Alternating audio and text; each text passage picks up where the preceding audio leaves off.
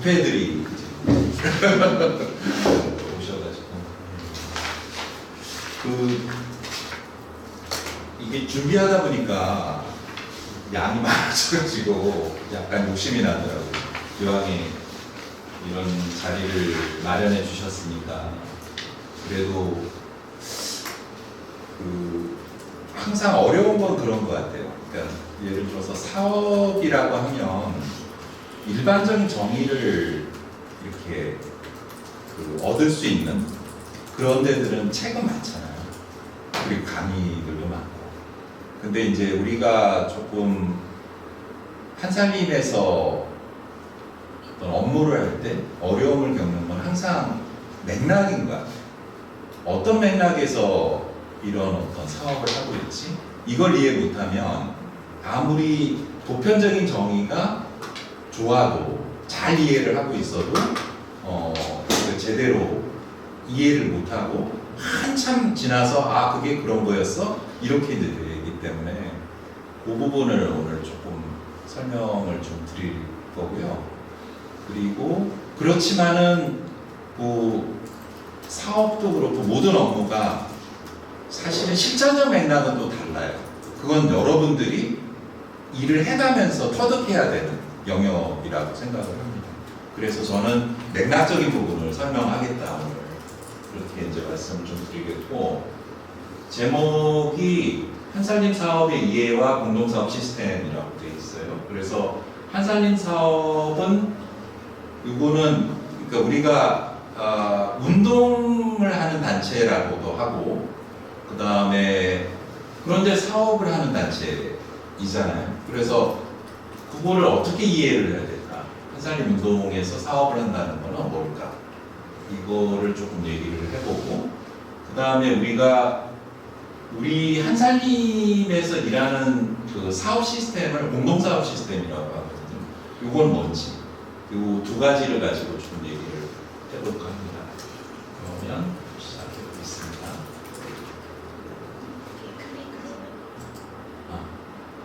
먼저 사업의 이해인데, 구체적으로 얘기하면 한살림 운동과 사업의 관계예요. 이게 이제 어떻게 글자가 이제 고전体가 바뀌었네요. 괜찮습니다. 네. 앞에서도 얘기한 것처럼 한살림은 어떤 단체라고 생각을 하고 들어오셨을까요? 친환경 유기농산물 유통사업체 이렇게 이제 이해를 하셨을까? 아니면 도농교류나 커뮤니티 활동을 펼치는 운동단체 이렇게, 그러니까 시민운동처럼 어떻게 이해를 하고 들어오셨을까요? 그리고 이거를 약간 일반적인 말로 바꿔보면 운동이 한살림에서는 운동이 본질이고 사업은 그를 위한 수단일까요? 아니면은 사업이 본질인데 운동은 조금 장식일까요? 좀 우리도 뭐라 그러죠? 사회공헌 같은 거를 일반 기업에서 이익을 낸 것 중에 아주 일부를 사회공헌으로 쓰잖아요. 그런 건가? 운동은 어느 쪽인가? 이런 질문인데, 우리 한살림 만들 때 또 논쟁이 좀 있었어요. 그래서 좀 소개를 하면, 하나의 의견은 운동은 시민단체를 만들어서 하자. 한살림 운동 시민연합 이런 거 만들어서 하고, 사업은 사업답게 주식회사로 하자. 이런 의견이 있었고요. 또 하나의 의견은 협동조합을 설립 운영해서 운동과 사업을 한 조직 내에서 하자. 이렇게 얘기를 했었어요. 그런데 이제 결론은 다 아시죠? 우리 역사 속에서 한살림 공동체 협동조합을 설립을 했고, 농산에서, 그러니까 한살림 농산이 만들어졌을 때, 우리는 어떻게 가야 돼? 라고 하는 걸 고민했던 거예요. 그래서 운동과 사업을 하나의 조직 내에서 내적 관계로 해왔어요. 내적 관계는 뒤에 좀 설명을 하겠습니다. 그리고 공동체 협동조합 내에서 직거래사업, 도농교류 활동, 그리고 다양한 커뮤니티 활동, 예를 들어서 마을 모임이라든지 이런 것들을 다 펼쳐냈어요. 이렇게 했단 말이에요. 그러니까 어느 쪽을 선택한 거냐면 후자를 선택한 거죠. 자, 그러면은 한번 우리가 후자를 선택한 의미를 한번 조금 두 가지 측면에서 한번 좀 보도록 할게요. 하나는 협동조합에서 운동가 사업가의 관계가 어떻게 되느냐라고 하는 거를 이제 먼저 좀 설명을 드리면은 결사체라고 하는 말 혹시 들어보신 분 계신가요? 결사체가 잘 안 쓰는 말입니다. 어소시에이션이라고 하는 말인데 정치 결사 이런 말은 들어보셨어요? 사회 운동 결사 그런 뜻으로 쓰이는 게 결사예요. 그러니까 그런 어떤 결사한 사람들의 모임이라는 의미에서 결사체라고 얘기를 하고 협동조합은 기본적으로 결사체인데 이 협동조합 정의를 한번 보면은 이게 ICA 정의거든요. 그래서 협동조합은 어쩌고 하는 결사체이다. 이렇게 돼 있어요. 그런데 사업이 협동조합에서 또 특별합니다. 어떻게 특별하냐면은 이제 근대 협동조합을 보면 영국에 있었던 우회조합이라고 있었어요. 그러니까 예를 들어서 누가 아파, 우리 동료들 중에서 누가 아픈데 병원 갈 돈이 없어. 그때 이제 돈을 조금씩 모아놨다가 아픈 사람이 발생하면 그 사람 돕는 거예요. 이런 우회조합 같은 것도 있었거든요. 이게 이제 약간 출발점이 되는 거예요. 그래서 그러니까 말하자면 결사체로 출발한 거죠. 그런데 정치 결사도 그 당시 많았어요. 예를 들어서 협동조합이 출현하는 시기에 막시즘도 그때 출현을 했었거든요. 그러니까 막시즘은 어떤 거죠? 정치적으로 권력을 장악해서 이 문제를 해결하겠다 이런 거였어요. 그러니까 정치 결사를 목적으로 하는 거죠. 공산당 선언이 이제 그런 거잖아요. 근데 그렇게 안 하고 사업을 직접 해서 사회 문제를 해결하겠다 이렇게 이제 나간 거고, 그러니까 정리해서 말씀을 드리면 결사체 운동을 모습으로 드러낸 것이 협동조합 사업이에요. 그러니까 수단이긴 한데 굉장히 특별한 수단이죠. 우리가 그 방법밖에 없는 거예요. 사업을 하는 방법을 통해서 세상을 바꾸겠다 이렇게 되는 거죠. 그러면 한사님은 어떤가? 한사님도 예를 들어서 생산자 연합회의 모습을 보면은 예를 들어서 아산에 사업법인이 있어요. 푸른들 영농조합이라고 하는 사업법인이 있어요. 그런데 그거 말고 아산 지역의 생산자들로 만들어진 생산자 연합회가 있습니다. 아산 생산자 연합회. 그러니까 결사 조직이에요, 그거는. 그리고 이거는 사업법인이에요. 그러니까 한살림의 운영 원리는 이렇게 돼 있거든요. 그러니까 한살림 멤버 내지는 한살림 사람이라고 얘기를 해요. 조합원과 생산자들의 삶을 스스로 개선하기 위한 결사체가 우선이고, 그 결사체를 어떻게, 그러니까 사업으로 풀어낼 때 어떻게 하냐라고 하는 게 사업이에요. 그래서 박재일 회장님은 한살림 운동은 삶의 운동이고 공동체 운동이다 이렇게 이제 말씀하셨고, 그러니까 제가 조금 정리한 말 중에 좀 마음에 드는 문장은 한살림 사업은 사람들이 스스로의 삶을 의지할 시스템을 구축하는 일이다 이렇게 표현할 수 있겠습니다. 조금 이런 표현이 좀 마음에 들어요. 그러니까 딱 결사체 사람들의 삶을 개선하는데 그거를 하나의 의지할 시스템을 구축하는 일로 하는 게 사업이다 이렇게 이제 말하고 있는 거죠. 그 다음에 미션이란 말은 들어보셨죠? 사업체, 제대로 된 사업체는 있어야 될 게 세 가지가 있습니다. 하나는 미션, 그 다음에 비전, 세 번째 전략이에요. 그런데 미션은 뭐죠? 우리 존재 이유예요. 우리가 왜 사업을 하지? 라고 하는 존재 이유고, 두 번째 비전은 우리가 가야 될 목표예요. 그 다음에 전략은 어떻게 가느냐, 그 목표까지 어떻게 가느냐를 얘기를 하는 게 전략이에요. 자, 그러면은 미션이 존재해야 돼요. 그 사업체가 제대로 된 사업체, 돈벌이만을 목적으로 하는 사업체가 아닌 제대로 된 사업체라는 미션이 존재해야 돼요. 그러니까 일반 영리 기업에서도 이 미션을 가슴 뛰게 만들어야 된다라고 얘기를 합니다. 예를 들어서 한번 볼까요?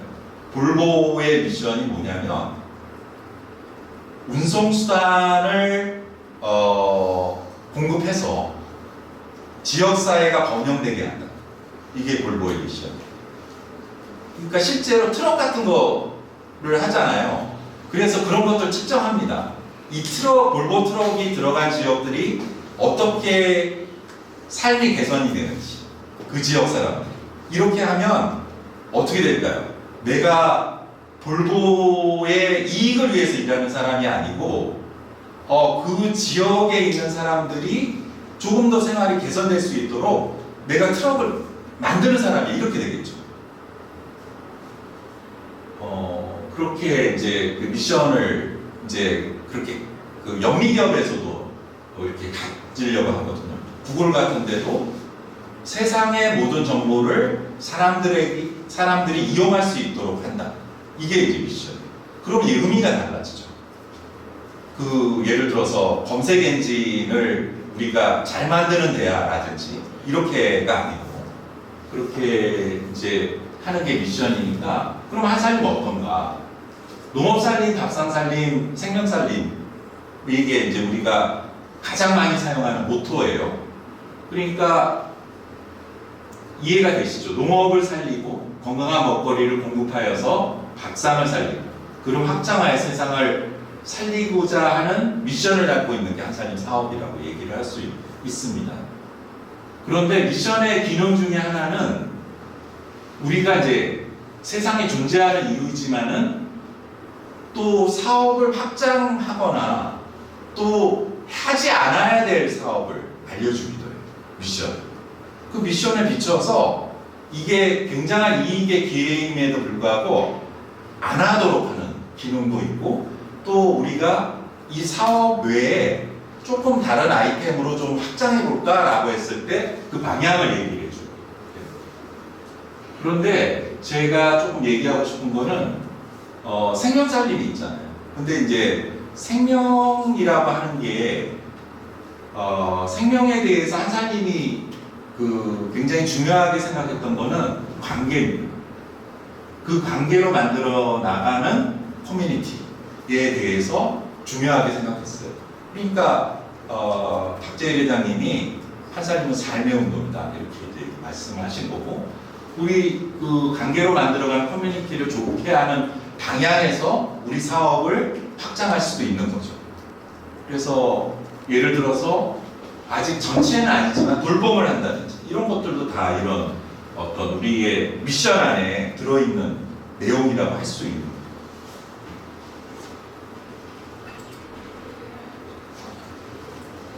자, 그 다음에 협동적 거버넌스의 사업이라고 하는 것을 좀 말씀드려 보겠습니다.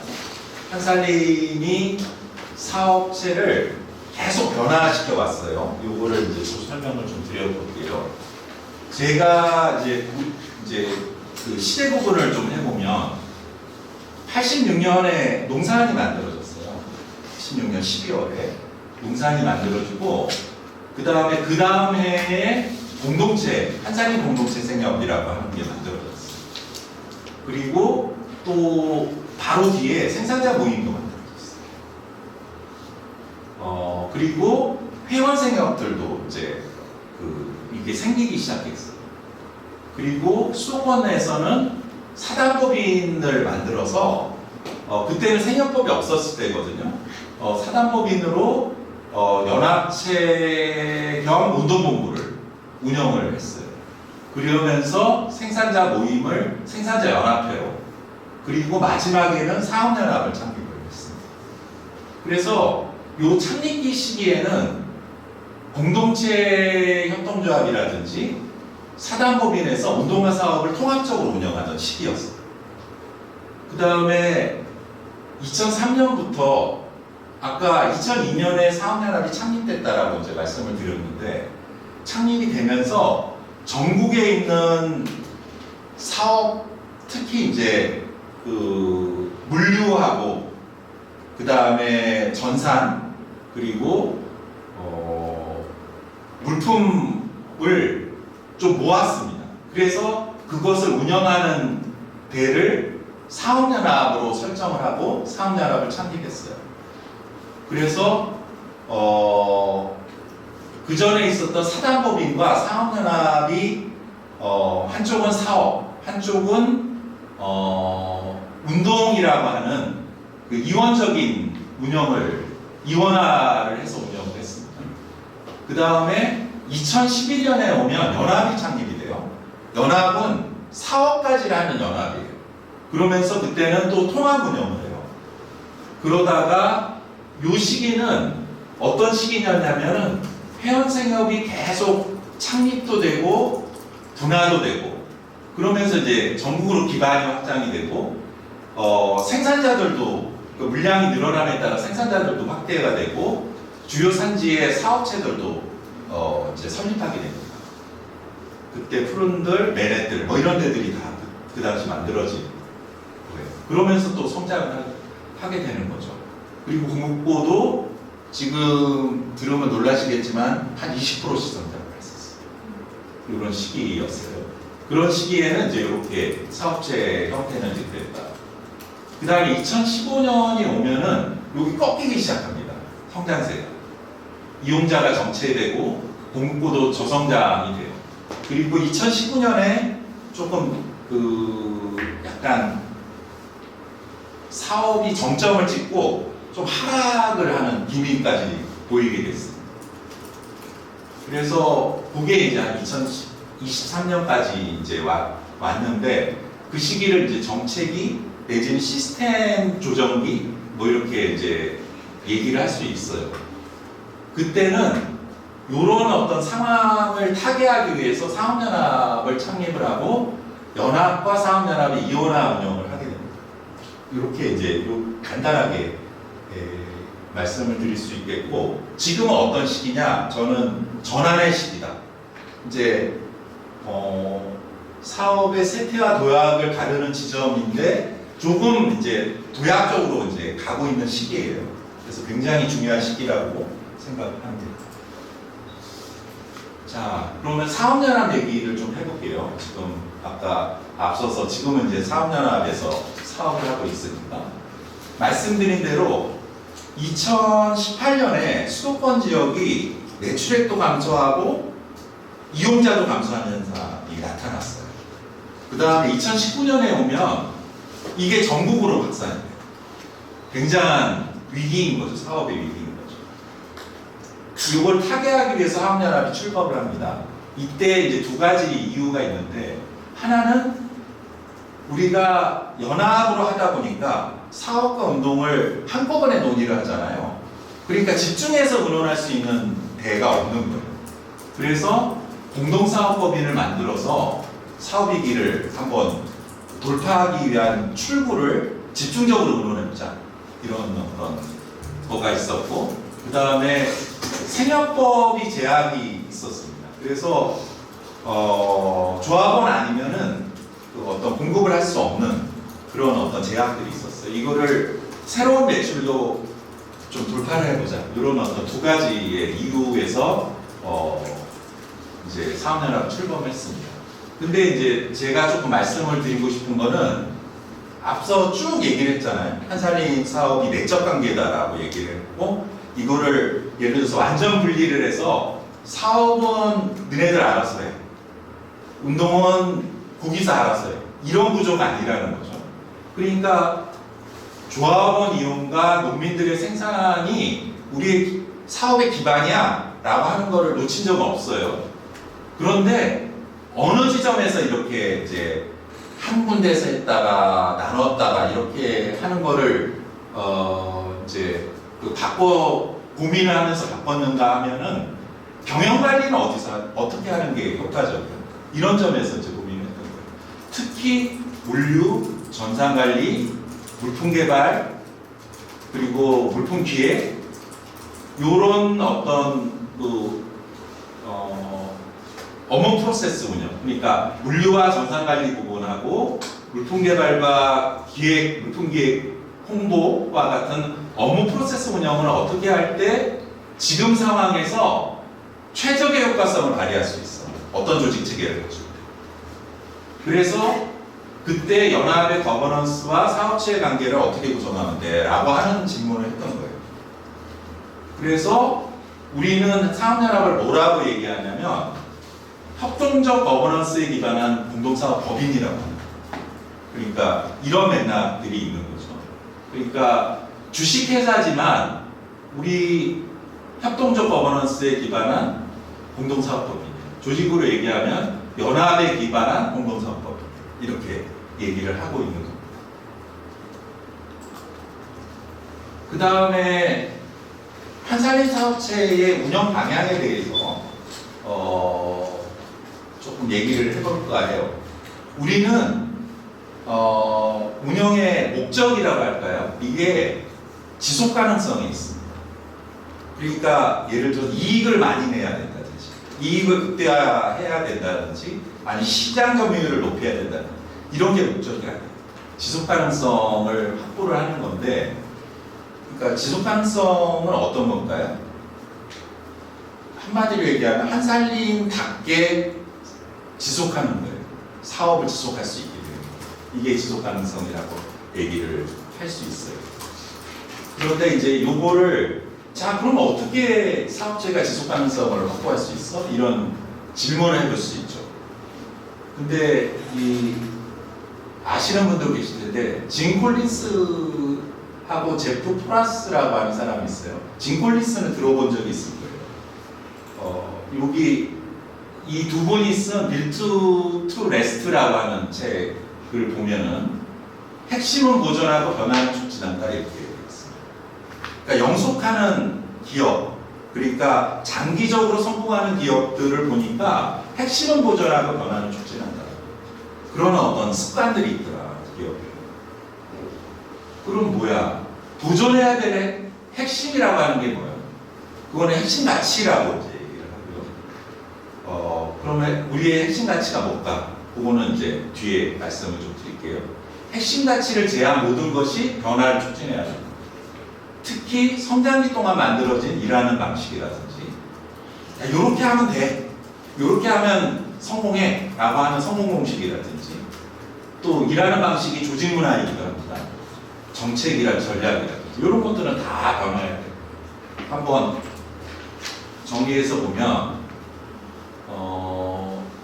우리는 핵심 가치는 이렇게 조금 얘기해 볼 수 있을 것 같아요.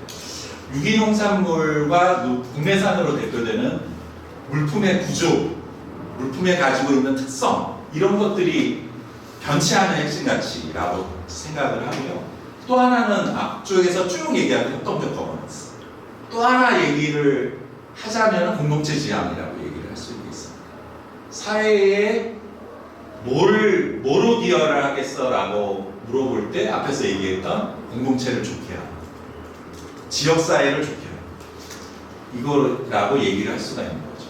그러면은 변화를 촉진해야 될 것은 무엇이냐? 일하는 방식, 성공 공식, 전략, 또 하나 얘기를 하자면 사업 수행에 필요한 역량이라고 얘기를 할 수 있어요. 요거를 얘기한 사람이 있어요. 피터 드러커라고 하는 사람인데 이렇게 얘기했습니다. 사업체의 성공과 실패의 방식이 있는데 이 사업체가 영속하려면 한 세 가지를 주기적으로 점검해야 된다라고 얘기를 했어요. 첫 번째는 사업 환경이 변하잖아요. 사업 환경이 변하면 자, 이 환경 속에서 우리가 전제하고 있는 일의 가정이라든지 일의 전제라든지 이런 거를 가지고 이렇게 하면 될 거다라고 생각을 해서 일을 하잖아요. 그게 일하는 방법이고 성공 공식이에요. 이거를 점검해봐라. 이게 제대로 된 건지. 그러니까 한사님에서 얘기하는 고민했던 게 2019년에 고민했던 게 어떤 거냐면 우리의 업무 방식은 성장기 동안 쭉 아까 말씀드렸잖아요. 한 20% 성장을 하면서 매년 걱정을 안 했습니다. 그때는. 그런 성장들을. 그러니까 그것에 맞는 업무 방식으로 일을 좀 쭉 했어요. 해왔어요. 그러니까 그거 바꿔야 되죠. 그리고 내가 일하는 방법 배울 때 선배들로부터 배우잖아요. 근데 선배들의 일하는 방식 어디서부터 왔어요? 성장기에서 딱 맞는 방식. 그러니까 같이 바꾸든지 조금 다르게 해보든지 이런 것들이 필요한 거죠. 그런 얘기고, 두 번째는 사명도 한번 점검해봐라 이렇게 얘기했어요. 사명을 바꾸라는 얘기가 아니라 맥락적으로 유효해? 라고 하는 거를 물어본 거예요. 그래서 사명을 재맥락화해야 된다. 이 사회에 맞게. 그렇게 얘기를 한 거고, 그래서 우리 이제 30주년 때는 세상의 답이 되는 한사님이라고 그렇게 이제 사명을 조금 재맥락화 해봤습니다. 그 다음에 세 번째는 우리 이런 어떤 거를 실현하기 위해서 전략이라고 하는 걸 하잖아요. 이 전략을 수행할 수 있는 역량이 있어? 이런 거 물어봐야 된다. 그러면 쓸데없는 역량도 있어요. 그거는 체계적으로 폐기하고 새롭게 갖출 역량을 갖춰라. 이렇게 이제 얘기를 하고 있어요. 이렇게 점검을 하면서 우리가 일을 해나가 있는 거고, 그렇게 도출된 게 우리가 이제 공동사업 시스템이다 이렇게 말씀을 드릴 수 있습니다. 그래서 공동사업 시스템을 좀 설명을 해보도록 하겠습니다. 한사림 운동과 사업의 관계.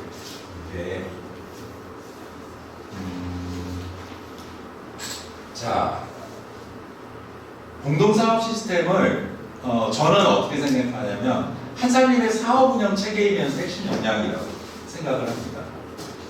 요거는 2019년에 위기 상황에서 전략을 저희가 수립하고 실행을 했어요. 그때 도출된 개념이에요. 그래서 조금 얘기를 해보면 앞쪽에 곽 전무님이 생소 하나에 대해서 말씀을 많이 하셨을 거예요. 근데 생소 하나는 운동 가치적 엄표예요. 자, 한사님이면 이게 운동의 기본이지 라고 하는 얘기예요. 근데 공동사업 시스템은 그 가치를 어떤 운영 시스템에 얹을 수 있어? 어떻게 하면은 실현할 수 있어? 실현할 수 있는 업무 시스템이고 업무 프로세스야? 라고 묻는 거예요. 그런 거고, 제가 핵심 역량이라고 말씀을 드리는 거는 아마 유통단체 중에서 생산법인에서부터 시작해서 회원생협, 연합과 사업연합까지 일관된 프로세스로 하는 곳은 아마 없을 겁니다.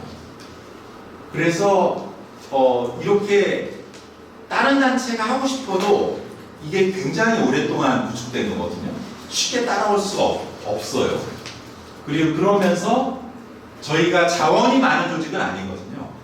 그런데 이것을 자원을 어떻게 하면 효과적으로 협동할 수 있을까라고 하는 것도 말해주는 체계이기 때문에 이게 이제 공동사업 시스템은 사업 운영 체계이면서 핵심 역량이라고 말씀을 드릴 수 있을 것 같아요. 한번 구체적으로 좀 보겠습니다. 이게 이제 한사림 공동사업 시스템의 그 그림인데요.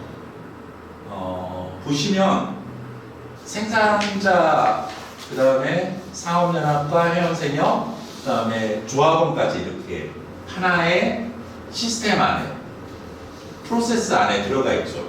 그러니까 공동사업 시스템은 조합원에서 생산자까지 일관된 업무 프로세스다 이렇게 이제 말씀을 드릴 수 있겠고요. 조금 구체적으로 말씀드리면 물품 개발과 기획, 판매와 조합원 이용에 이르기까지 일관된 업무 프로세스로 연결된다 이렇게 말씀을 드릴 수 있겠습니다. 업무 프로세스가 뭐냐라고 하는 건 뒤에 조금 설명을 드릴게요. 그 다음에 물품을 매개로 보면 생산법인, 사업연합과 연합, 그 다음에 회원생협, 조합원이 생산물류 공급 판매와 이용 프로세스로 연결이 되어 있다라고 하는 것도 얘기를 해주고 있어요. 이게 한산리 공동사업 시스템입니다. 자, 그러면 프로세스에 대해서 조금 요 일반적인 얘기를 좀 해보면서 그게 왜 우리가 일하는 방향인지 좀 얘기를 해볼게요. 일하는 방법에는 보통 세 가지가 있다라고 얘기를 하거든요. 잘 내 업무를 놓고 한번 생각해 보세요. 하나는 프로세스의 방향이 있고, 그 다음에 전문성의 방향이 있고, 조직의 방향이 있어요. 자, 거꾸로 얘기를 해볼게요. 조직의 방향은 뭐죠? 내 결제자 위에 여기 팀장님 있고, 본부장님 있고, 그 다음에 전문인 있고, 요 구조가 조직의 방향이에요. 내 명령의 방향이죠. 하이어라키라고도 하고, 그 다음에 전문성의 방향은 뭘까요? 예를 들어서 나는 전산 담당자예요. 그래서 프로그램을 잘 만들면 돼 라고 하는 전문성 방향이고, 정책 나는 실무자예요. 그러면 정책 생산을 잘하면 돼 라고 하는 게 전문성의 방향이라고 얘기할 수 있어요. 근데 프로세스의 방향은 뭐죠? 예를 들어서 본부와 본부 간의 업무적 연결, 그 다음에 회원 생협과 내 업무와의 업무적 연결, 그 다음에 생산지와 내 업무 간의 업무적 연결, 이게 프로세스라고 해요. 그런데 일의 순서를 이렇게 가져가야 된다라고 얘기해요. 프로세스의 방향을 우선하고, 그 다음에 그 프로세스의 방향에서 내 전문성이 어떻게 발현돼야 될지를 정돈하고, 그 다음에 조직으로부터 그런 것들이 일관성을 확보하는 그런 방향으로 일을 해야 된다라고 얘기를 합니다. 왜 이렇게 일을 해야 되냐면 낭비를 제거하고 생산성을 향상시키는 것은 항상 사이에서 일어나요. 그러니까 내가 아무리 열심히 해도 아직 조금 효율적일 수는 있어요. 내 업무가. 그런데 이거를 낭비를 제거하거나 전체 생산성을 개선하지는 못합니다. 그렇기 때문에 업무 연결을 봐야 돼요. 그래서 내가 이 업무를 이렇게 하면, 예를 들어서 전산 개발을 이렇게 했어. 개발 과정에서는 현업의 얘기를 들어야 되잖아요. 그러면 이 현업의 얘기를 어떻게 듣는 구조를 마련해야 할까? 그리고 이게 프로그램이 구현이 되면 어떻게 작동을 하는 것들이, 내 프로그램이 빨리 돌아가는 게 문제가 아니고 그게 훨씬 더 중요하잖아요. 그렇기 때문에 이제 이 프로세스의 방향을 우선해야 된다고 생각하는 거고, 그래서 공동사업 시스템은 우리가 일하는 방향을 말해주는 거예요. 그래서 내 전문성을 높이기 전에 내 업무의 연결들이 어떻게 되고 있는지를 봐야 된다, 이런 말씀을 드리고 싶고, 그렇기 때문에 회원생협과 사업조직, 그리고 연합조직이라고 이제 말씀을 드려보면, 회원생협과 연합조직, 그리고 생산자가 마치 하나의 조직처럼 업무 프로세스를 구성하고 그리고 끊임없이 개선할 때 효과성은 최대가 된다. 그리고 각자도 지속성이 확보가 된다라고 얘기를 하고 있는 거죠. 그러니까 예를 들어서 우리가 생산자하고 맺는 관계가 두 가지 방법이 있거든요. 우리가 유통조직이잖아요. 그러면 자, 잘 만들어와 이렇게 이제 할 수가 있어요. 잘 만들어와. 그러면은 근데 못 만들어 왔어. 그러면 잘 만들 수 있는 생산지를 다른 생산지를 선택하는 방법이 하나가 있고, 그런 방법이 아니고 아예 그거를 내부 프로세스라고 부르는 거예요. 생산지의 생산 관리 시스템 자체를. 그래서 우리의 어떤 유통과 그러니까 효과적으로 연결될 수 있도록 그거를 바꾸는 거죠. 이런 방법이 하나가 있을 수 있습니다. 그런데 이제 이런 거를 잘하는 조직들도 있거든요, 일반적으로.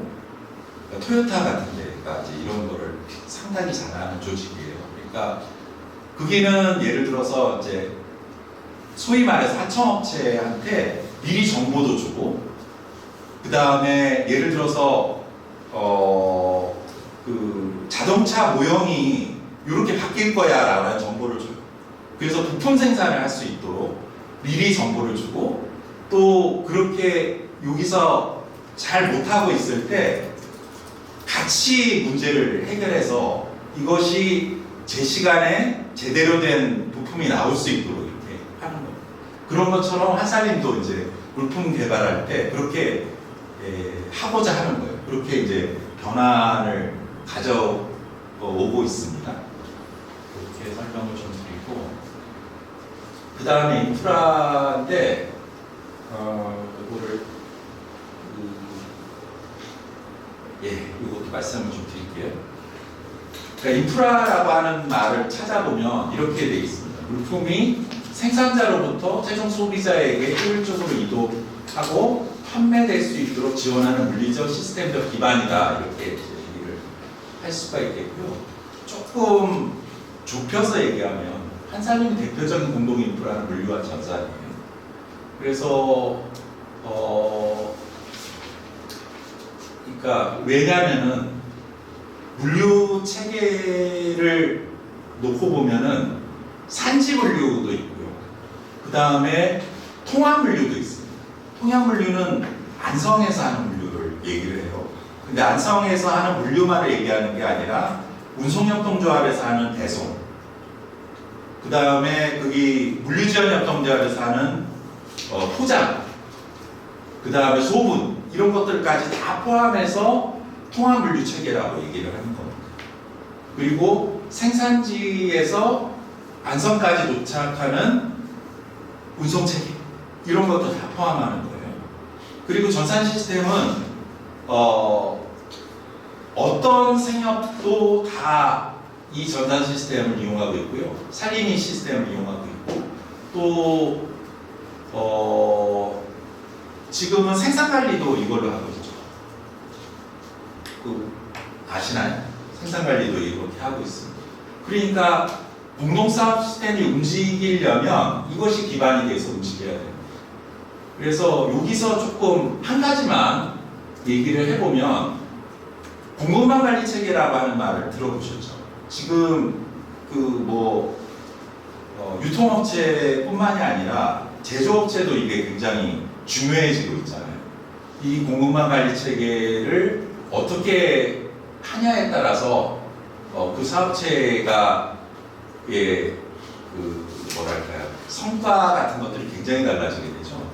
그래서 물품 생산과 포장, 운송 물류센터 운영, 그리고 매장까지, 그리고 온라인 판매까지를 하나의 연결망으로 생각을 하고 이거를 전체를 지속적으로 개선하는 게 SCM의 개선이다, 이렇게 말씀을 드릴 수 있겠고, 그런 의미에서 이제 김진아 팀장님도 들어가서 이렇게 제안해 주신 농특위에서 산지 물류와 통합 물류 간의 개선 과제를 제시를 했습니다.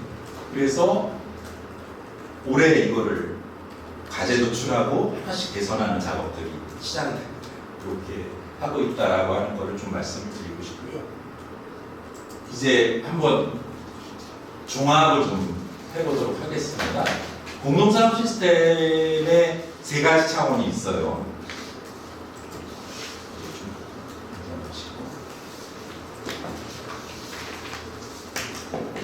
요 그림에 있는 대로 한살림 공동사업 시스템은 제가 앞쪽에 결사체가 기반이 돼서 사업을 한다라고 이제 말씀을 드렸어요.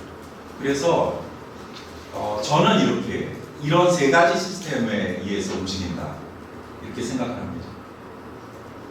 그래서 옆쪽을 보시면 공동사업 시스템은 이용과 활동이라는 시스템, 이게 이제 시스템 1이고, 그 다음에 회원생협과 번역이라고 하는 시스템 두 번째 시스템이 있고요.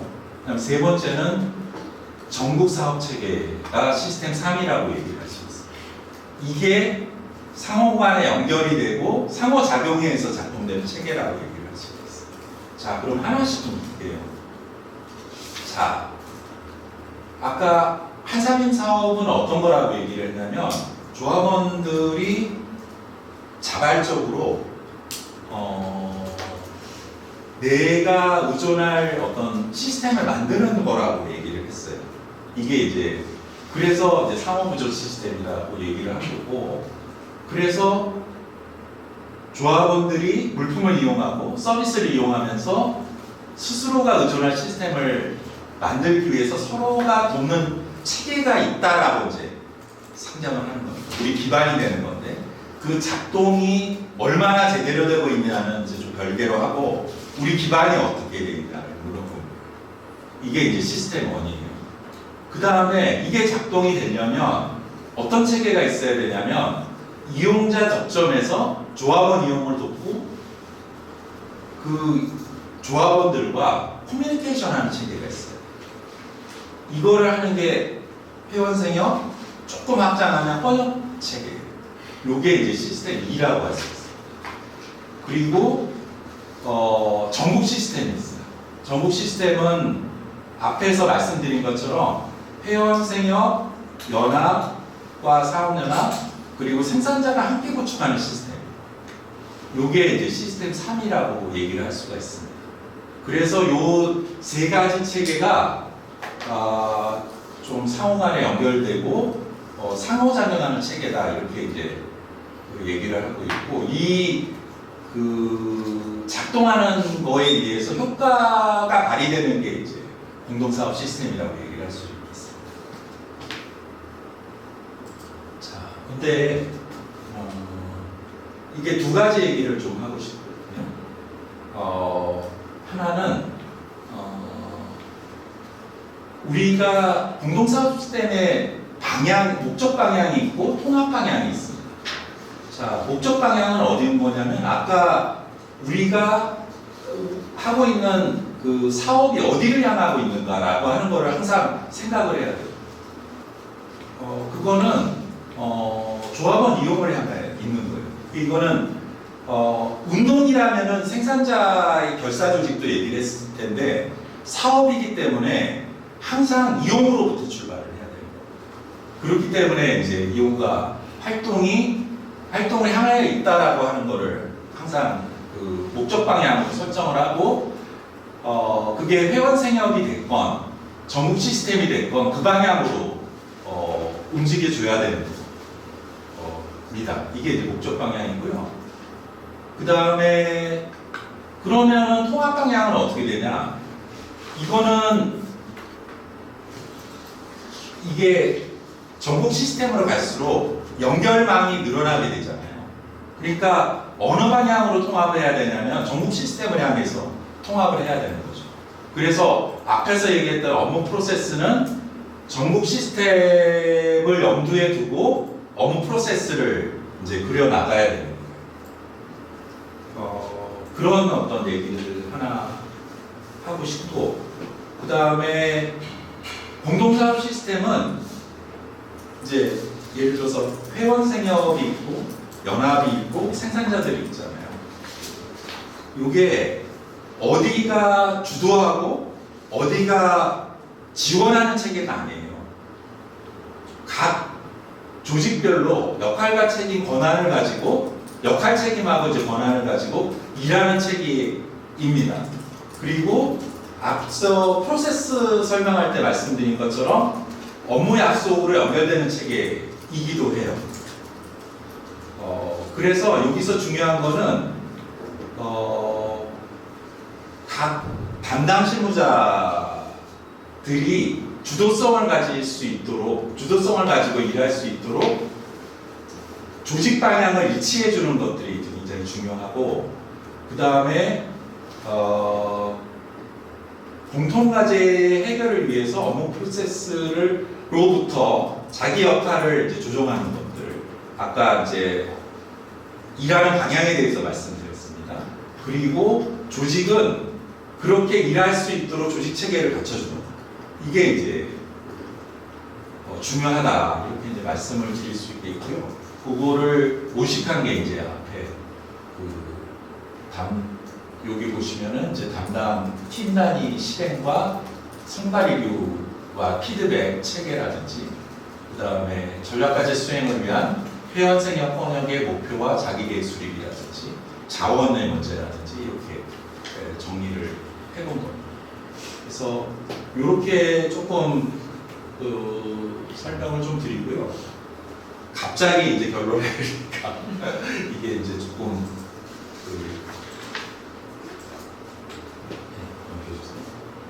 이게 장윤수 선생님 인문교육 때 혹시 들어보셨나요? 그러니까 한살림 창립할 때 정신적 지주가 되주신 분인데 이렇게 이제 말씀을 해주셨어요. 그러니까 이게 나는 이제 사업에서도 적용이 된다라고 생각하는데, 우리 사업도 연대에서 나가는 것이지 먼저 나아가 진구하는 것들이 아닌가라고 생각을 합니다. 그러니까 다시 말하면은 그러니까 이게 우리 조직이 잘한다, 우리 팀이 잘한다, 우리 본부가 잘한다, 이거 중요하죠. 중요한데 그거 이전에 연대가 먼저다라고 하는 얘기를 좀 하고 싶고, 그런 어떤 연대를 얘기한 것들이 이제 사업이다라고 얘기를 할 수가 있고, 그래서 그런 어떤 연대 이어감을 통해서 우리가 한살림 사업의 지속 가능성을 만들어가는 게, 그런 게 우리의 어떤 사업이 아닐까, 이렇게 말씀드려보겠습니다. 제 얘기는 여기까지.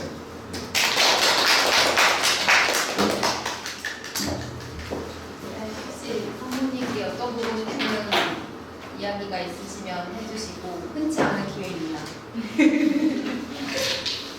조금 너무 큰 얘기만 해가지고 죄송하네요. 전 질문. 네.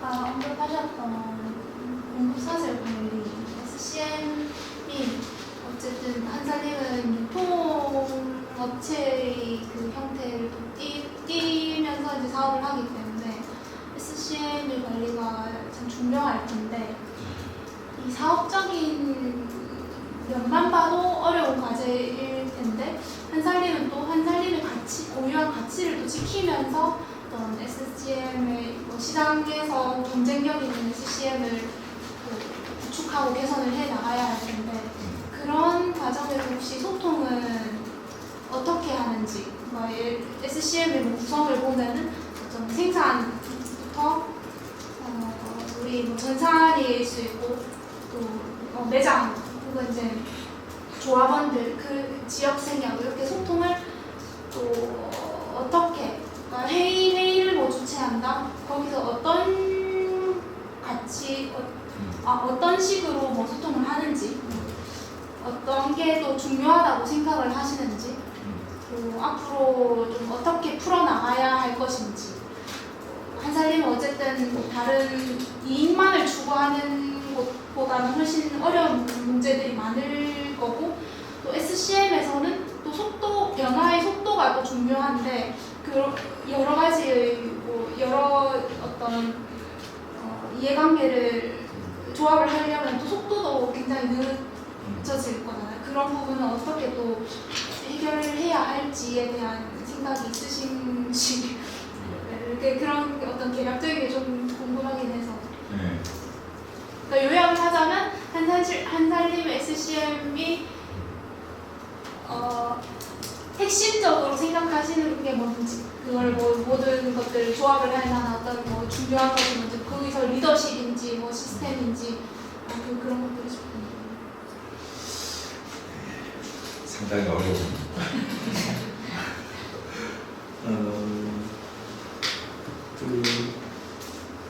이제 작년에 했던 거가 있어요. SCM에 대해서. 그때 했던 거는 매장과 물류센터 간의 SCM을 개선하는 거거든요.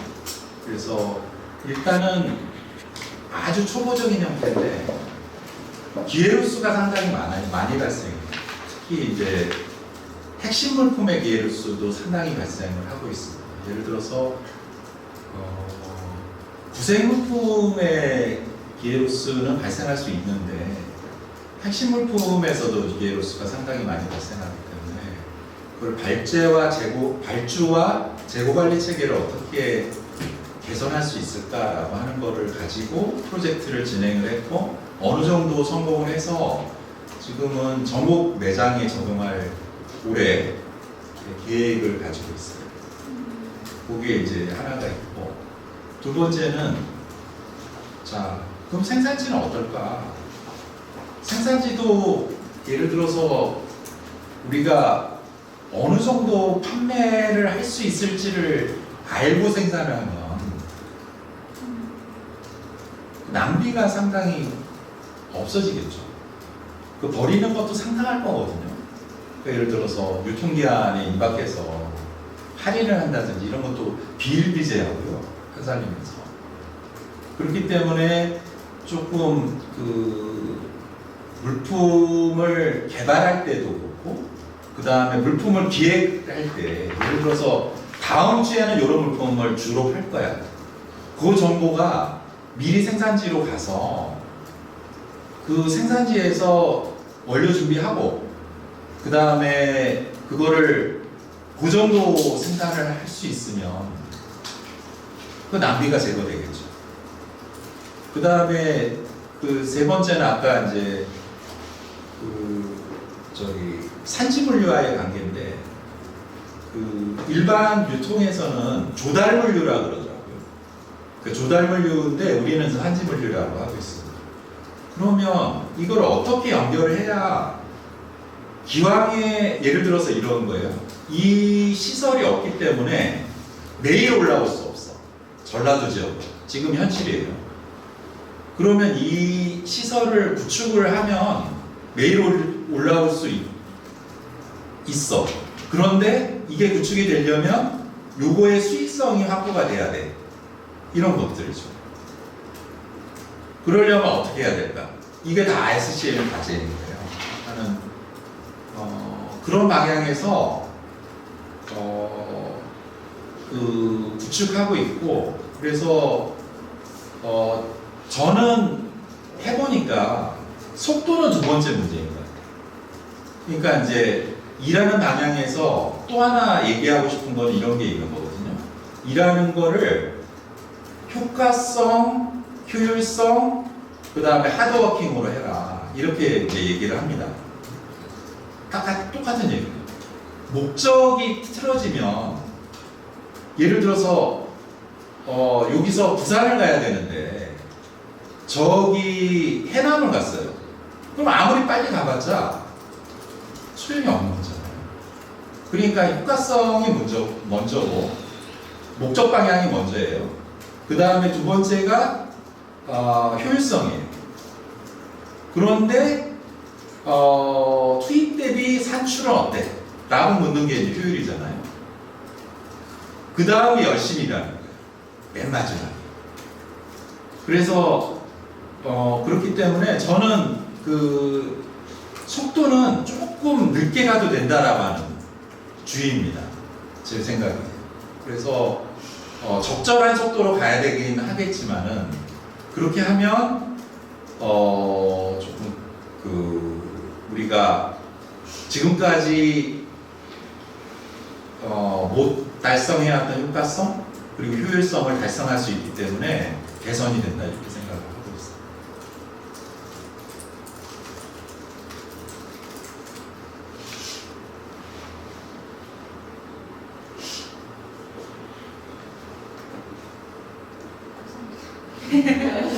답변이.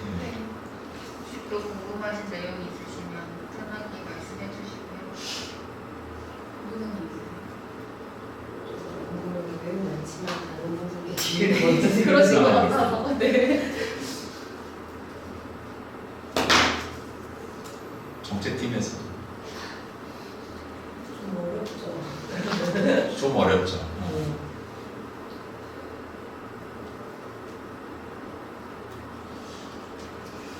시스템을 일하시면서 좀 궁금하셨던 게 많으실 것 같은데 왜 도대체 한살이면 이 기회에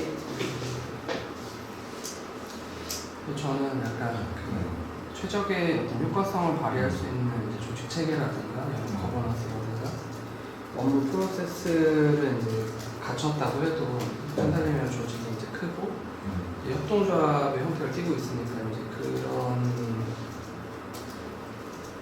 그 외형적인 데서 오는 어쩔 수 없는 이제 의사결정체계 측면에서 이제 그 속도가 이제 늦어지면 시적절한 결정을 못해서 이제 나중에 판단이 이제 의미가 없는 순간이 올 수도 있겠다라는 생각이 들어서 이걸 어떻게 이제 보완할 수 있겠느냐라는 약간 질문을 좀 드려보는데 사실 속도보다는 이제 먼저 목적을 먼저 잘 설정하는 게 중요하다고 하셔서 내가 속도를 잘 조절해야 되겠구나 실무선에서 라고 정리를 해뒀는데 혹시 주실 만한 의견 있으시겠지?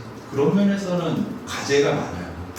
의사결정 체계가 이게 저희가 효과적으로 돼 있다고는 안 생각합니다.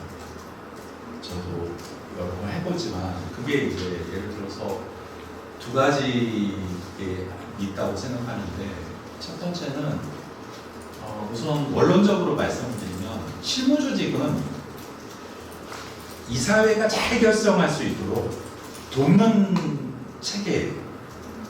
어떤 의미에서 업무 체계이기도 하지만 특히 이제 정책팀 같은 경우는 그거를 잘 해줘야 되고 아까 쭉 내가 이제 맥락을 했던 것처럼 한산리 맥락에서 어때라고 하는 것들을 놓치면 안 돼요. 그러니까 그거를 이제 해주는 게 실무자의 역할이라고 생각하는 거 하나. 그 다음에 두 번째는 요거는 이제 우리가 시기마다 그 역할을 어떻게 가져가야 될를 고민을 많이 했다라고 말씀을 드렸었죠. 그러니까 그 조금 실무 조직이 당연히 해야 되는 것 중에 위임을 못 받고 있는 부분들도 있습니다. 아직. 그러니까 그거는 좀 정돈을 해나가야 되셔야 돼요. 그래서 예를 들어서 특히 이제 업무 프로세스 같은 게 이제 이사회에서 논의되기도 하고. 근데 그거는 저는 그럴 필요가 없다라고 생각합니다. 그러지 않아도 의논할 게 많고, 아까 말씀드렸듯이 조합원을 향해서 어떻게 할 것인가, 우리 정책을 어떻게 펼칠 것인가, 그것만 해도 무궁무진한 거죠. 그런데 업무 프로세스까지도 의논할 경우가 있기 때문에 그거는 이제 제 잘못도 좀 있었고 그런 것들이니까 그것도 잘 정돈하는 것, 이런 것들이 두 가지가 상당히 중요하다. 저는 그렇게 생각합니다. 어떤 실무 권한의 위임 같은 것들 포함되는 어떤 역할에서는 이거는 아까 대표적으로 업무 프로세스 같은 경우는 이사회에 가서 예를 들어서 이 업무 프로세스를 이렇게 해야 된다든지 이게 하는 게 전혀 효율적이지도 효과적이지도 않아요. 그런데 이제 그런 왕왕 그럴 경우가 있어요.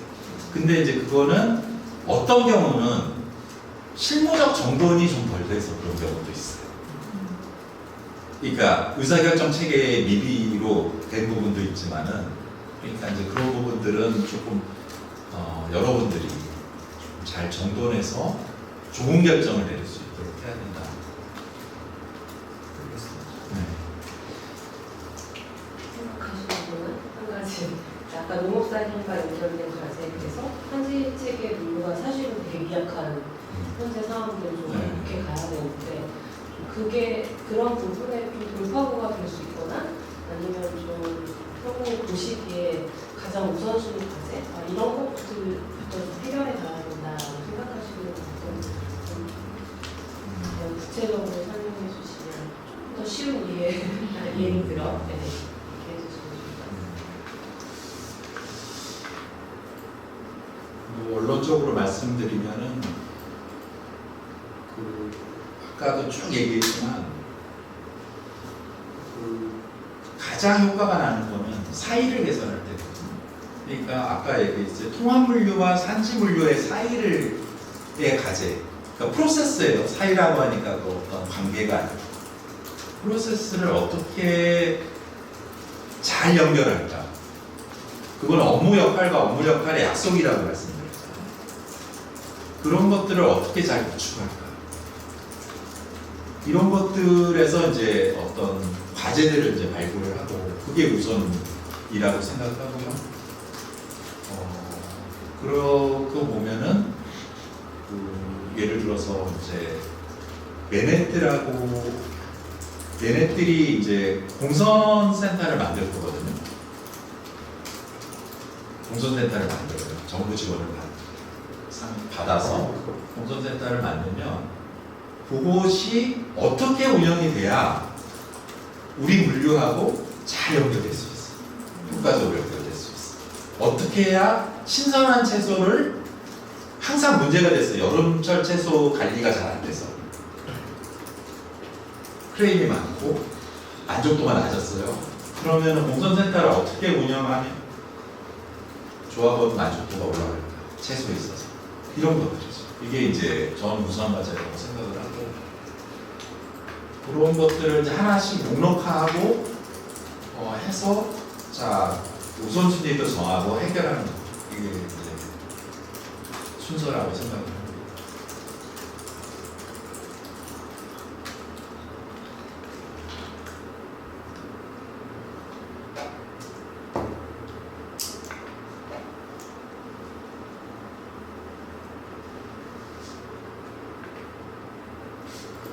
저는 이제 생산지 공동체 이런 데를 안 가봐서 잘 모르는데 이런 뭐 멜넷들 그리고 푸른들 이런 데 곳은 그 한살림의 최대 생산지 공동체라고 저는 알고 있는데 이런 곳은 그래도 협조적일 텐데 뭐 어떤 개별 현지라든지 뭐 한살림만 이렇게 공급을 하는 것은 아닐 텐데 다른 생산자들이 그런 부분에서는 조율이 잘 일어나는지 뭐 어떤 식으로 뭐 소통을 하는지 지금 궁금해요. 네. 근데 기대했던 것보다 이렇게 그 영향이 높거나 산지가 그렇지는 못해요. 우리 농촌 현실에서. 그러니까는 그거는 조금 뭐랄까 그 생산법인별로 과제도 많고요. 예. 그러니까 예를 들어서 이제 하여간에 구체적으로 얘기하기 좀 그런데 예를 들어서 어디는 품질관리 역량이 매우 부족하다든지 뭐 어디는 예를 들어서 약간 황당한 일도 벌어져요. 높은 기획을 했는데 그 약속을 전했는데 이게 실종이 돼가지고 우리 프로모션 기간에 물량을 못 맞췄다든지 이런 것들도 발생을 하고 그러면 그쪽 업무가 개선이 돼야 되는 거죠. 그러면 계속 개선될 수 있도록 어떻게 할 건가 이런 것들을 얘기해야 되고 그런 것들이죠. 좀 가벼운 질문일 수도 있는데 저희는 이제 신입 실무자들이다 보니까 좀 예전에 어떻게 일했는지가 좀 궁금하기도 하거든요. 그래서 말씀하신 이제 성장 기동을 만들어서 일하는 방식이라든가 성공 공식이라든가 조직 문화가 어땠고 지금은 이제 어떤 방향으로 좀 전환을 해 나가야 될 거라고 생각하시는지 그런 것들 좀 얘기해 주시면 도움이 될 것 같습니다. 그러니까 한번 생각을 해보세요. 저 때 성장기 때 어땠냐면 내장을 만들잖아요. 그러면은 길거리에 만들지 마. 골목 안에 만들. 굳이 길거리에 만들 필요 없어. 그러지 않아도 2년이면은 분기점이 넘어. 매장을 만들면. 그러니까 큰 고민 안 해도 되겠죠. 입지에 대해서. 그 다음에 이제 물품도 새로운 물품 만드는 것들이 과제였어요. 물품 개발에 있어서. 그래서 새로운 물품으로 몇 프로 올릴 거야. 이런 것들이 과제였어요. 근데 이제 지금 전환하고 있는 지점은 예를 들어서 아까 이제 어떻게 우리가 연결할 할 것인가 이런 것을 고민하는 거죠. 특히 조합원들이 주로 찾는 물품들이 있어요. 핵심 물품들이 있는데 그런 것들이 어떻게 기회로스 없이 그 다음에 이 물품 특성들이 잘 조합원들에게 어필을 해서 많은 조합원들로부터 사랑을 받을 건가. 이게 이제 핵심 과제가 되는 거죠. 그럼 그때 물품 운영은 어떻게 해야 되지? 그 다음에 개선은 어떻게 해야 되지? 그때 산지하고 어떻게 전략을 공유해야 되지? 이런 것들이 이제 과제가 되는 거예요. 그럼 업무의 하는 방법이라든지 목록이라든지 이런 게 다 달라지겠죠.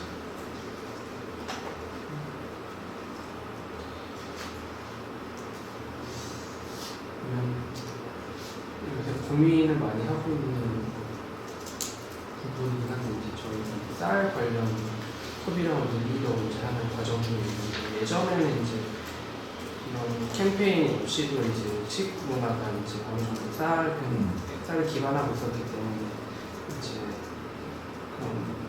이런 캠페인을 하지 않아도 되겠지만 지금은 이제 상황이 많이 바뀌었잖아요. 그래서 고민을 많이 하고 있는데 그래도 전무님이 혹시라도 이런 거는 좀 참고해서 일하는데 이제 적용하면 좋겠다라고 생각하시는 혹시 그런 아이디어 같은 거 있으실까요?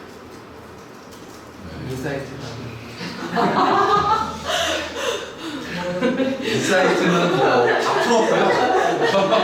자결에 이제 다 풀었고. 저희가 고민해야 될 거긴 한데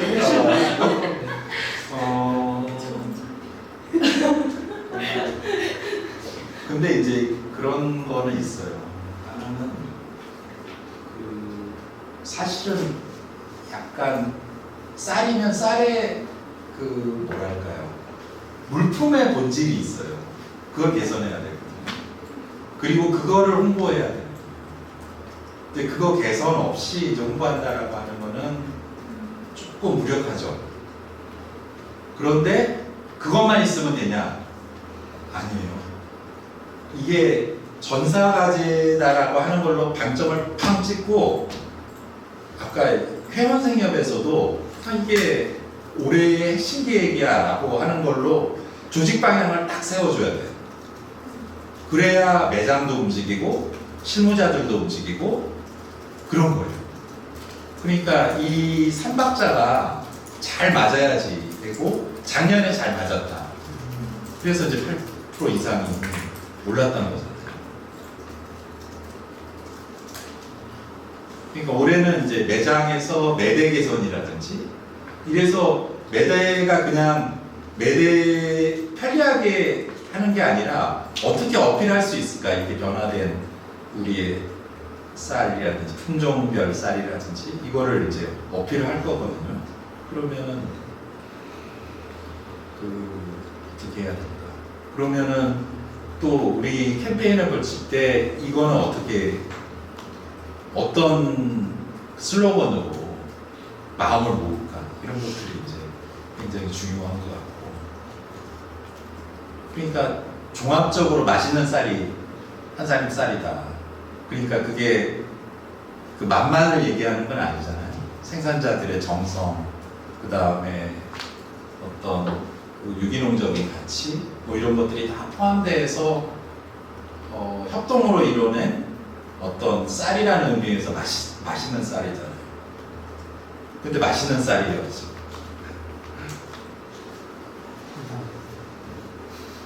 미안해요. 그렇게 압박을 두고 아니 제가 그렇게 안 해요.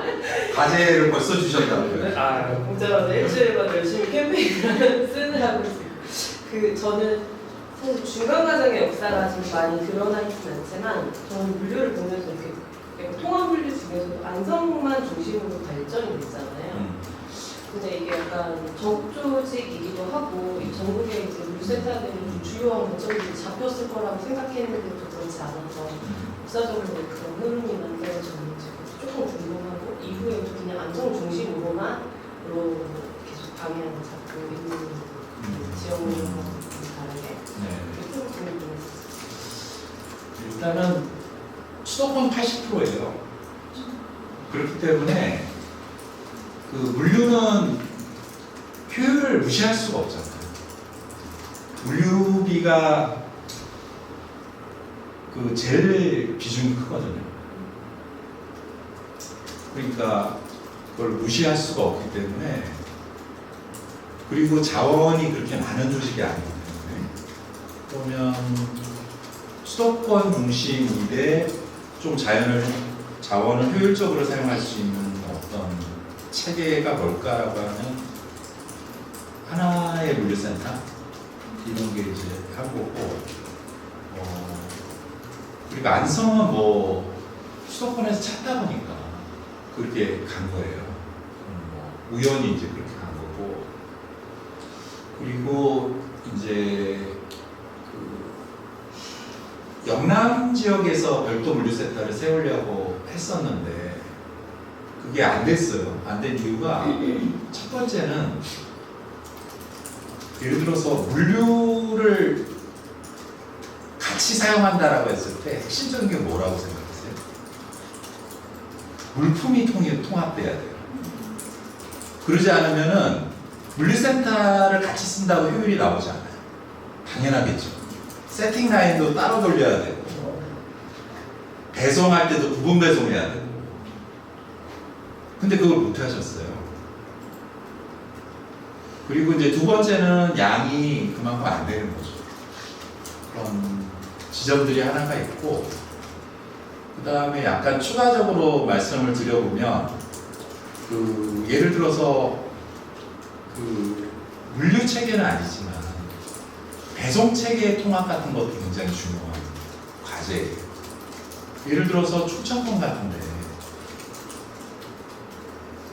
천안, 아산이 있고 청주가 있고 청주가 있는데 세종이 있어요. 그러면 청주에서 가는 게 가까운데 세종은 천안, 아산 수속이에요. 그러면 이걸 어떻게 통합을 하고 이 자원 배분을 어떻게, 그 수수료 체계를 어떻게 가져가야 이게 좋지? 라고 하는 거를 해결을 하면 여기에 어떤 운송 효율이라고 하는 것들이 개선이 되겠죠.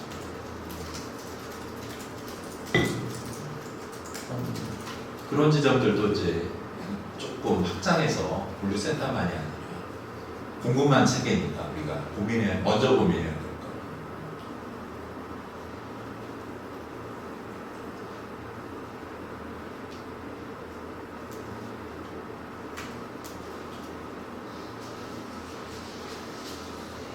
돌고 쪽에서는 질문 있는데, 말씀해 주셨던 생산자 해양생협이랑 사업연합이 이제 공동거버넌스를 이제 유지하면서 협동으로 하는 게 저희 한사님의 정말 핵심 역량이라는 부분에 동의하고, 그게 되게 잘 관련된 게 작년에 이제 쌀 관련해 이제 공급부가 올라가는 그런 케이스나 아니면 돌봄도 이제 아산 중심으로 생산자와 소비자와 그리고 이제 사업연합은 조금 이제 앞으로 있지만 이제 같이 공동으로 대응했을 때 시너지 효과가 난다는 거를 좀 되게 체화를 했는데, 다른 지역의 상황을 보면 저희가 전략 과제는 예를 들어서 연합 같은 경우가 1번 농업자를 이슈하고 2번 이제 적자가 발생되는 지역의 그런 운영 가능성 지속력 제고를 하고, 세 번째가 기후위기 대응이면서 네 번째가 돌봄이잖아요. 근데 이거를 3년 단위로 같이 모든 회원 조직을 같이 세우는데, 이제 저희가 이제 지역 지원을 하는 조직이다 보니까 지역을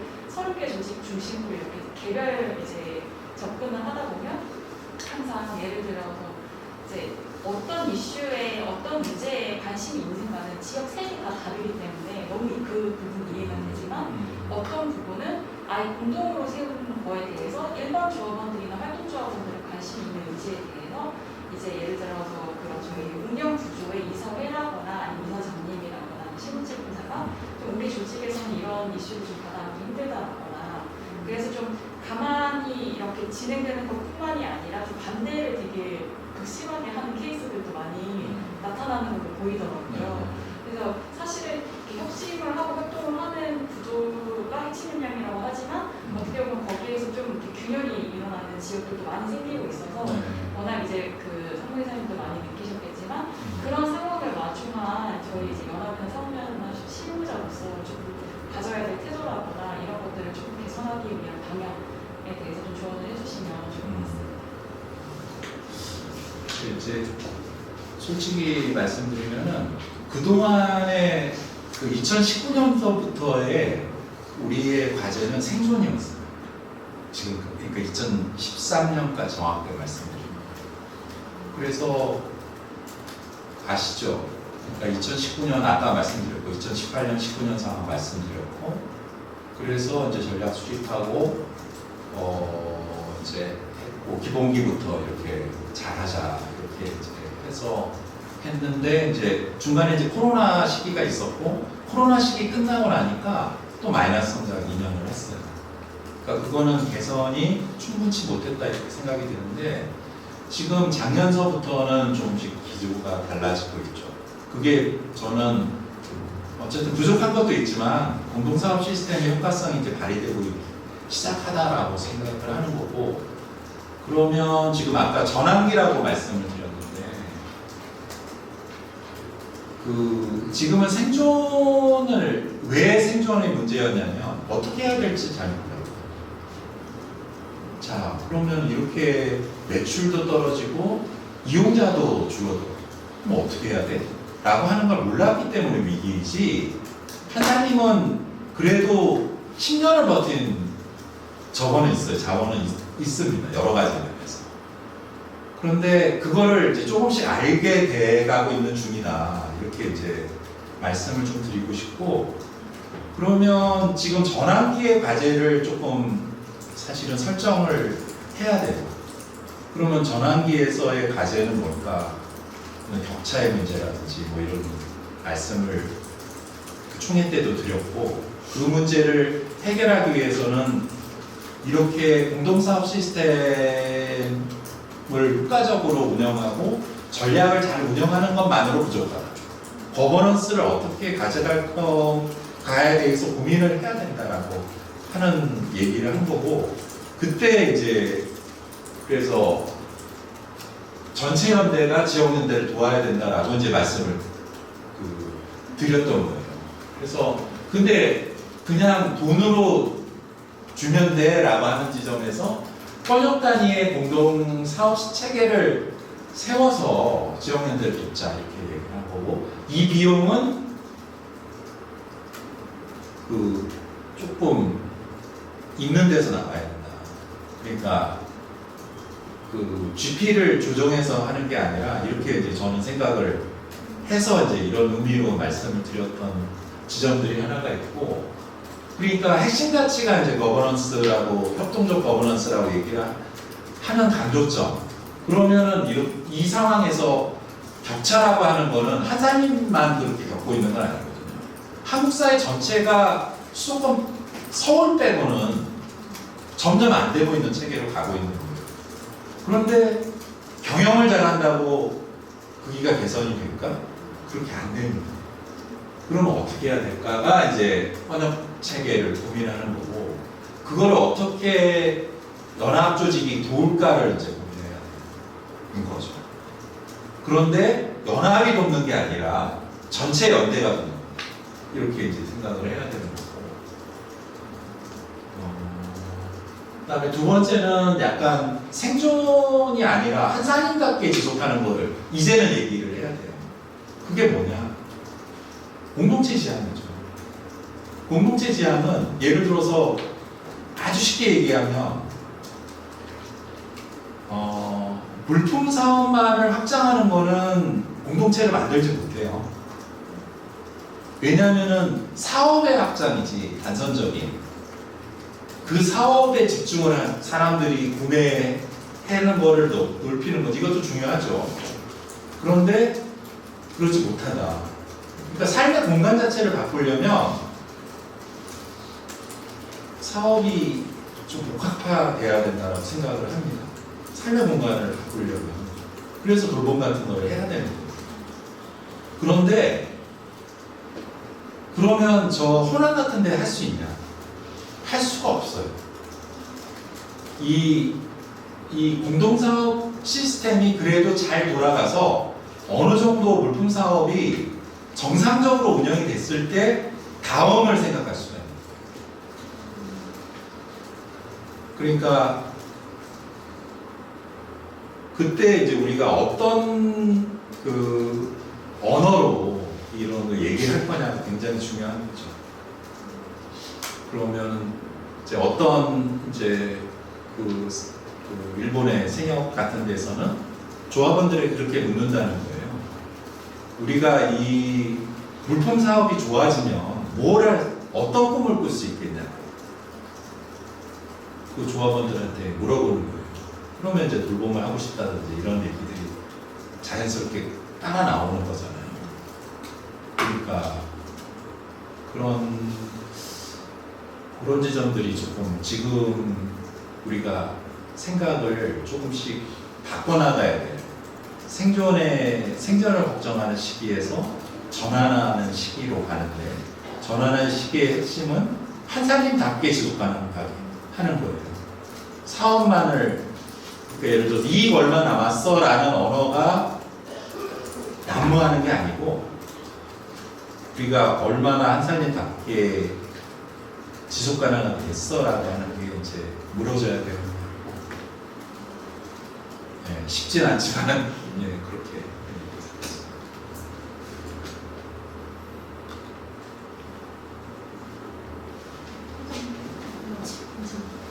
말씀해주신 게 방금 이제 공동체 지향이라는 부분에서 되게 한살림만의 한살림의 특징을 살린 게 굉장히 다양한 토토도 거버넌스 말씀해주신 것처럼 너무너무 공감이 되고 정말 흔치 않은데 사실 사회에 영향을 많이 받잖아요.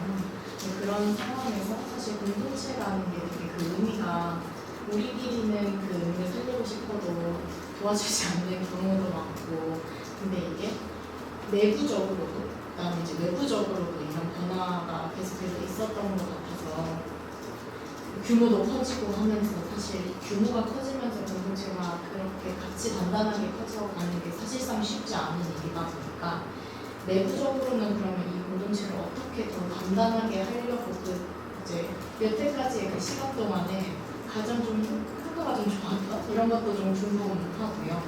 그다음에 지금 이 상황에서 우리가 이 공동체라는 거를 대외적으로 뭔가 한다고 할 때 이런 방향이면 좋겠다 하는 그런 그림도 좀 궁금합니다.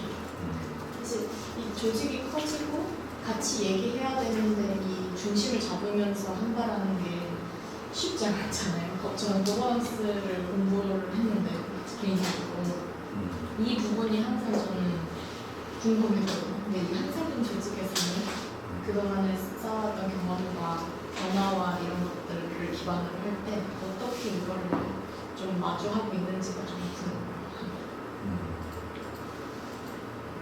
어렵네요. 그러니까 잘 정립이 안 돼 있는 것도 하고 옛날 얘기를 하면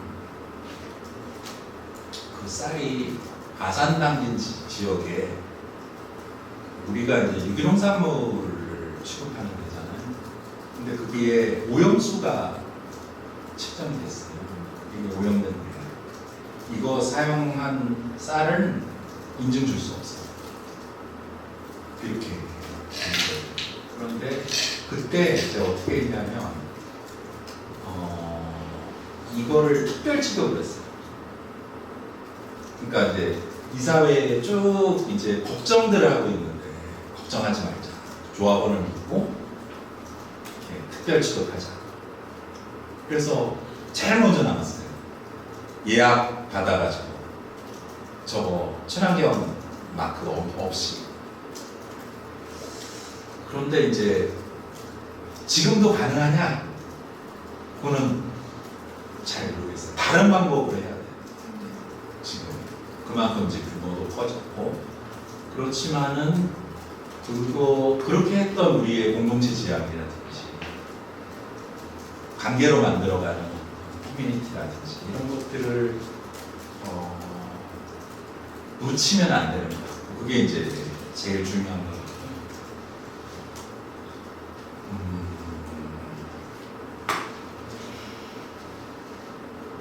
최근에는 이제 사실은 공동사업 시스템 처음 얘기를 했을 때도 많이 조금 수용력이 약했거든요.